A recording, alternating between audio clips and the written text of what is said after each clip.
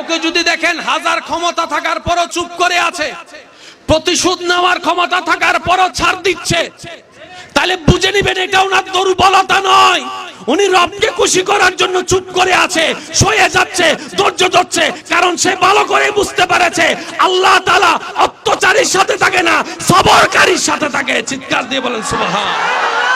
প্রকাশ দুই ভাবে হয়, একটা নিজেরটা নিজে করা, আর একটা হচ্ছে আপনারটা আল্লাহ করে দেওয়া। কোনটা উত্তম ভাই জোরে বলেন?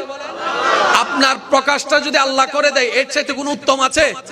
আল্লাহ কারটা প্রকাশ করে শুনুন, যে নিজেরটা গোপন রাখে আল্লাহ তারটা প্রকাশ করে। আর একটু জোরে বলেন না। যে অন্যের দোষ গোপন রাখে আল্লাহ তার দোষকে গোপন রাখে। যে অন্যরে খাওয়ায় আল্লাহ তারে খাওয়ায়। সুবহানাল্লাহ জোরে।